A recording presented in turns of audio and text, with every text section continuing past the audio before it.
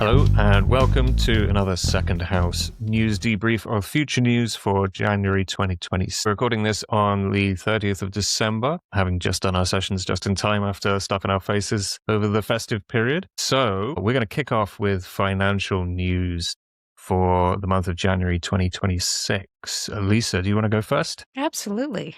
For January 2026, I did a broad financial forecast for you all, and I see that there'll be two major upswings. I'd like you guys to just focus on the end of the month, where it feels like that will be the best area for individuals who are interested in investing to kind of focus on the best. There you go. A simple financial forecast for January. Enjoy. Sweet. Thank you. Josh, I think you got something a bit more detailed.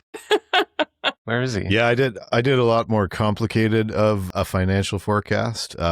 Here's my kind of summary, just for the feeling of January markets, but I'm kind of flat to start.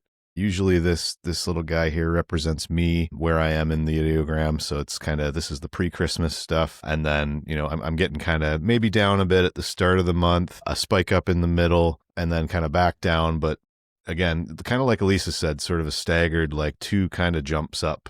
With the bigger one sort of being near the end of the month. But then I do kind of have maybe something tapering off. So maybe that's a buying opportunity near the end of the month. Not financial advice, just intuitive stuff that we're picking up doing remote viewing. So again, this was kind of the summary, the vibe that I had for the markets overall. I usually kind of peg that to the NASDAQ, but it felt like kind of some staggered ups and downs, some volatility, some big news coming maybe early to mid-month. I did a more specific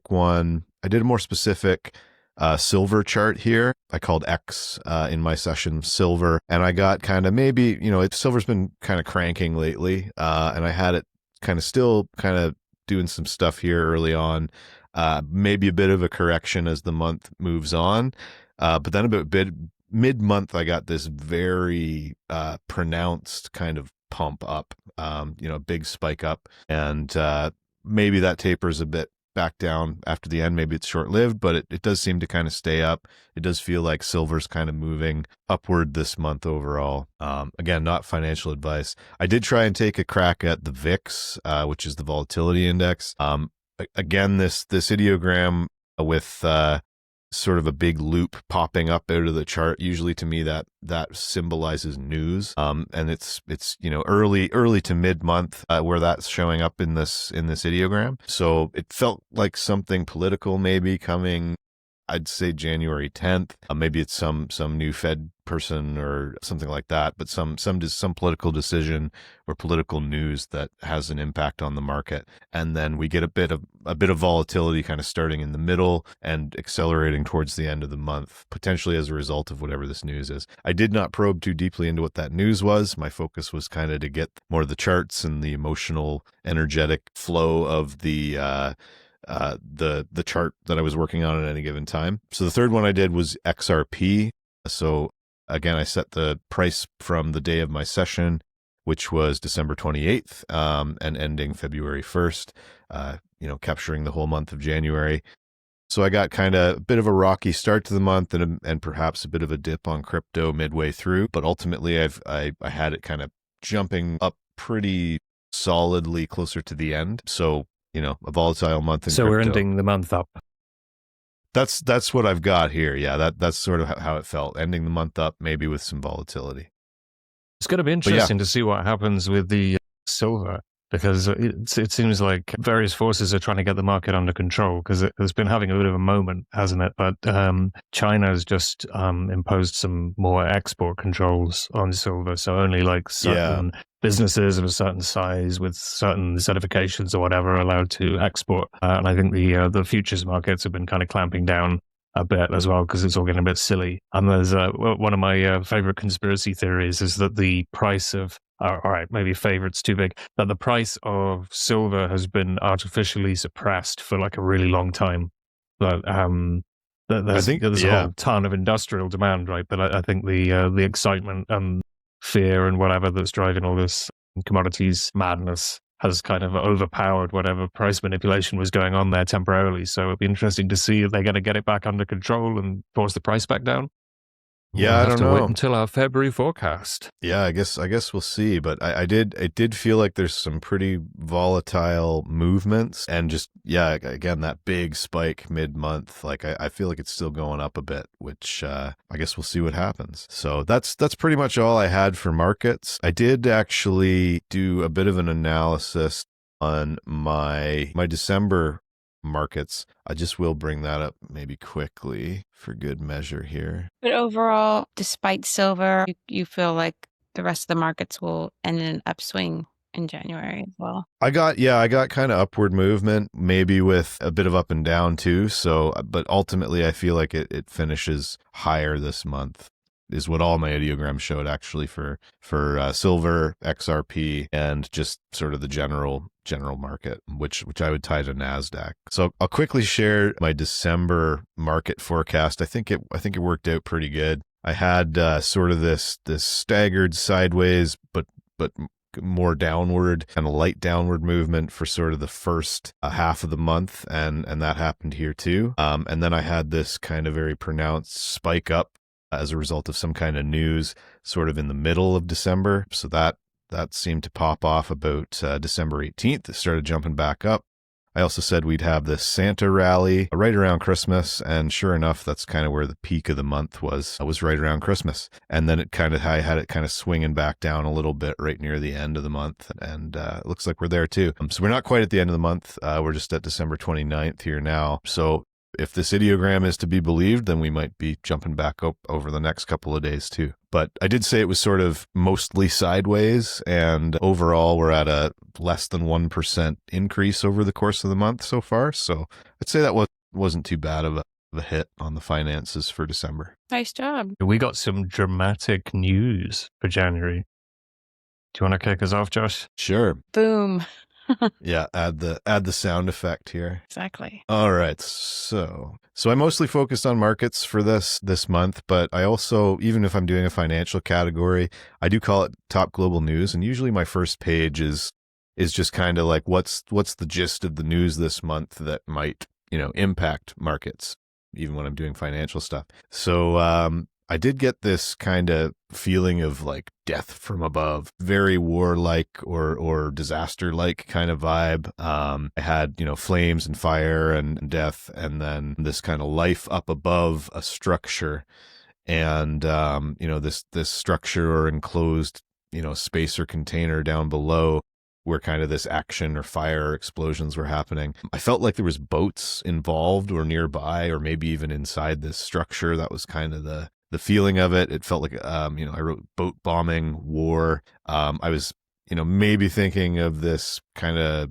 Venezuela stuff that came up last month. So I thought maybe that was just an AOL or some bleed from something like that. But yeah, I kind of tried to refocus, like, what is the general vibe of January 26th? And I got chaotic life and death underwater or at sea. So yeah, just sort of a feeling of apprehensive, anxious, noisy, and then this phrase, flood the zone. So to me, I know I was going to try and not say Epstein on this January forecast.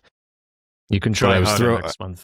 I know. I was thrown to this Venezuela stuff. To me, that all feels like just distraction. So that's sort of where I landed with it, that it's maybe something to do with maybe an attack on a ship or on a boat or something like that. But again, I didn't go super deep on this. I was really just kind of trying to get out any noise before I jumped into my actual financial chart stuff, and that's sort of all I really got with that one. But yeah, this feeling of a contained explosion, or damage to a structure, and sort of life up above or off to the side that's kind of watching this happen. And it did feel like there was probably some casualties, and that those were down below, whatever the heck it is that's going on this.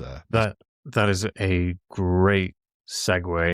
I didn't do financials. I didn't get time to do financials, unfortunately. So I just did news for January, and casualties sort of down below and underneath is how my session kicked off. And I'm always a little bit of a wuss about death, so I didn't dig into that too much. Same. I've got a person anchored, held down, held in place, constrained, liquid, soupy, murky, like they're stuck in the mud. An AOL of boat again. This is a bit of a ropey start to this session. This is the first one I've done in a few weeks. It's been flu and Christmas and getting back to it. So we got observers above. See later on in the session that this actually felt like maybe a, let me skip down to it, like a event where we got a, like a holiday or a celebration or maybe even New Year's where there's loads of people gathered. They're there to like watch something. And what we've got is a structural collapse of like some famous structure. So I had all these AOLs, ocean waves, fire hose, tide, tsunami, storms at sea. But like you, Josh, I think I was kind of going, am I just thinking about all this Venezuela oil tanker stuff? And, I wasn't really sure whether this was exactly watery. So I think it'd be interesting to see whether it turns out to really be water. But the cause of this anyway is like waves. It's oscillating motion. It's like this idea that part of the thing is fixed and then part of it is flapping around. There's kind of chaos. And this is very unexpected. It's unusual. It's intense. And it reminds me of that bridge collapse we were talking about this off the air, where like every physics and engineering student has to watch the video of the bridge kind of waving and shaking until it shakes itself to bits, because as the wind blew over it, it like kind of vibrated like a guitar string or something. It resonated. And the whole thing just fell down. It was a terrible disaster, right?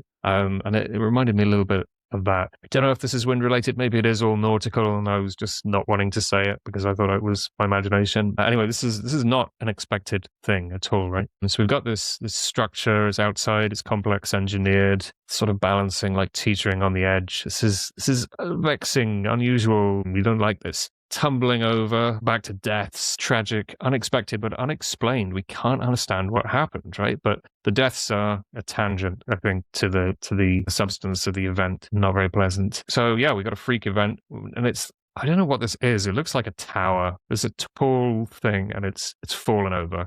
We've got onlookers, and we've got this kind of curving circular thing around the tower, and it looks a little bit like a suspension bridge or something from this sketch, but I don't know whether it really is.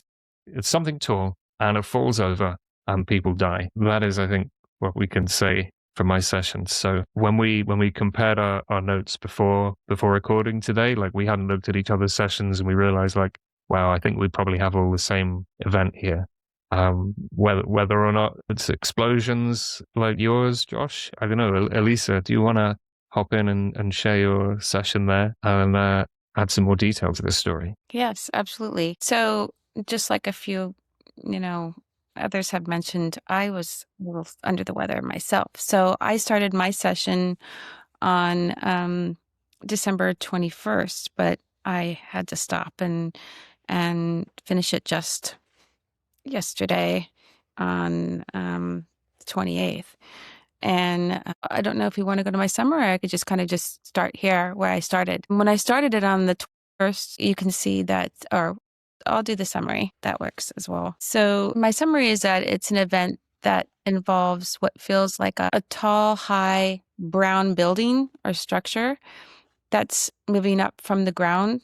And it feels like it'll collapse. And it feels like what was once stable is now not. And it was associated with energy, and it felt like this energy was moving near it. And I'll get into more of that after I talk about the summary about what that energy kind of felt like. But it felt like it caused this to kind of, it almost felt like there was this feeling of sound waves. And when I went deeper into it, I was trying to feel like, where were these sound waves coming from? And it felt like it was near the structure, and the sound waves kind of caused the structure to collapse and fall down.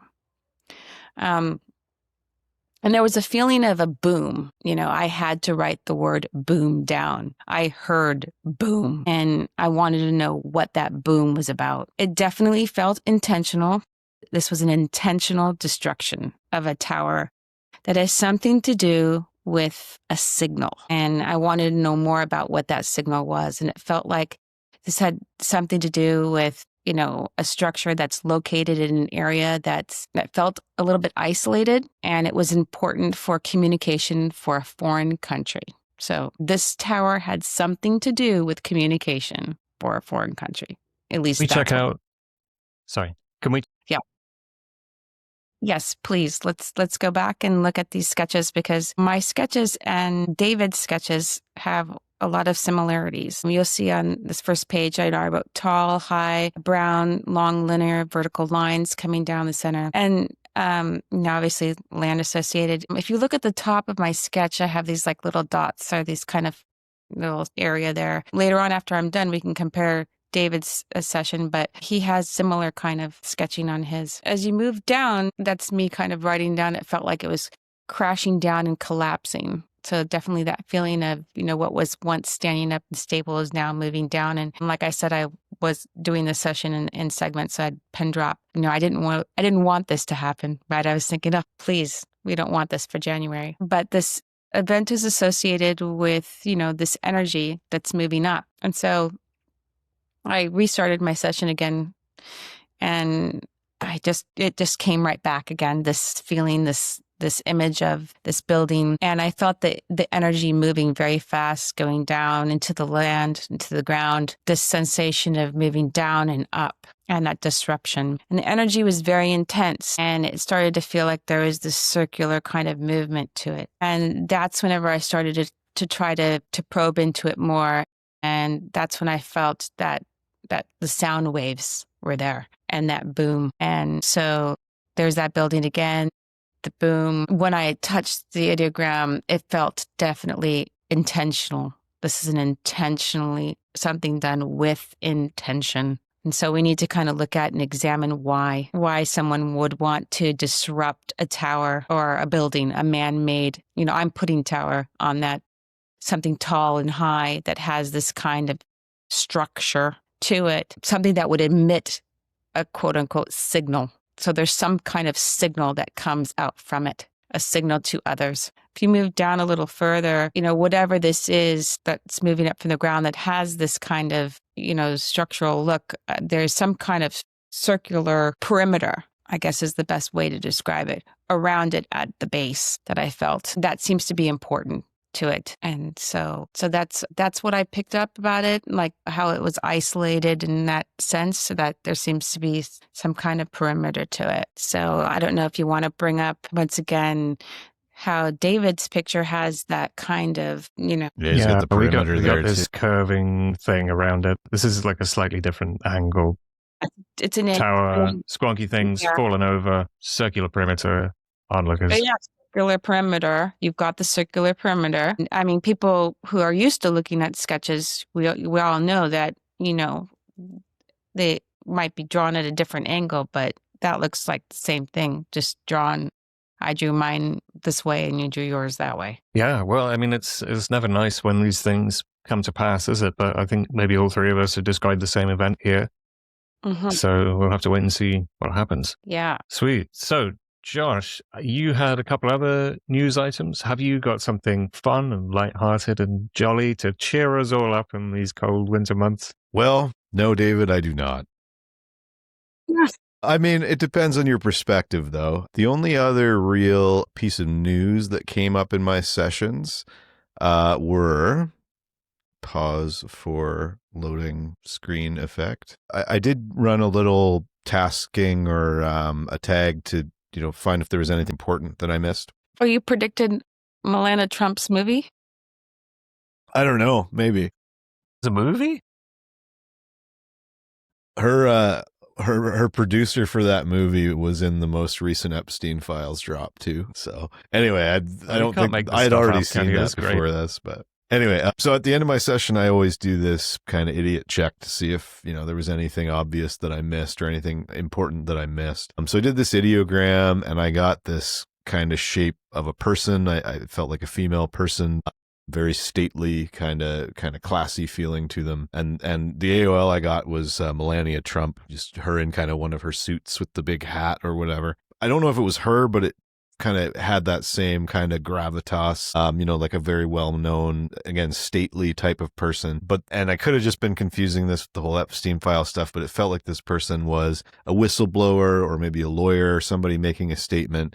And I had this kind of speech bubble and these, this just kind of felt like sound waves to me. But it felt like somebody going on the record, all eyes on her, important announcement, truth coming out. I also thought maybe this was like Pam Bondi getting impeached over her whole failure of the Epstein files release, which I hit pretty good in our December and November news. We'll get into that another day, but it felt like kind of new developments along that storyline. I feel like that's maybe why it came up last. I really tried to avoid the Epstein files this month, but I seem to be like tapped into that story. It's been coming up for me since like February of 2025. So I guess it would be silly for me to not keep the ball rolling on this story since I've been getting it in monthly news for so long now. But yeah, it feels like she'll maybe be in the spotlight, or a powerful, stately woman will be in the spotlight, maybe as a whistleblower, going on the record in some fashion, whether that's in a court or, a public hearing or some kind of video announcement. I don't know that gets put out, but yeah, we'll see where that one goes. I'm not sure I want to make any specific call on who it is, but the AOL was Melania Trump, and I did get kind of echoes of Pam Bondi, but I don't think this is about her. Anyway, we'll see what happens on that one. But that's, yeah, other than the financial stuff and the structure collapsing stuff, that was the only other real news item that came up for me. You should have drawn a portrait, like my amazing portrait of MTG, which was so recognizable. Yeah, I didn't think to do that, because I was, again, this one kind of caught me off guard. I said, is there anything I missed? And I thought, oh, this will be more financial stuff, because that's what I'd been doing. And then it kind of took me in a totally different direction. And I was getting kind of tired by that point too, so I didn't think to go much deeper with it. So we'll keep it vague for now. Yeah, I did spread those sessions over yesterday and today, 28th and 29th my time. We're into the 30th David's time now. So yeah, I think that's all I had. I don't know if anybody had anything else we wanted to add. I'm amazed by our sessions, how they were so similar. It's interesting. Yeah, it's really neat that we got echoes of the same stuff. I don't think that's really happened so far on these monthlies. We've mostly been getting different stuff. Yeah. I think maybe it's partly because we've all been kind of sick and busy over Christmas, and we were like, right, let's just do one news thing, just one news. Yeah, that's true. Yeah, we're all just gonna do one thing. Yeah, the only other time we had something like that was when we all had those little dots. Oh, the dots. Dun dun dun. Well, we'll see what it is. I think we're waiting for those dots until March to find out what those are. I'm pretty sure that's what we said. Before we go off rambling for hours about dots and everybody falls asleep, we need to say, don't forget to hit like and subscribe if you enjoy. Absolutely. Press all the buttons. Press all the buttons. And we also need to say, remote viewing is not 100% accurate. And nothing you've seen on this show today is to be considered financial, medical, or other advice. Any advice. These could well be terrible ideas, but we hope that they are not. Yep. We'll see. Our track record's pretty good, but you never know. Yeah. Thanks everybody for watching. Like and subscribe, all the things. Press the buttons. We'll have some more videos coming out with our hits from December, and we got a few other things in the pipeline, some collaborations and fun stuff that are going to be coming out as the new year unfolds. So thanks everybody for watching. Let us know in the comments what you like about these videos, what kind of stuff you want us to look at in our future episodes too. We'd love to hear from you guys what it is that you want to know about. Cool. Well, see you all on the flip side. Thank you very much, guys. Right on.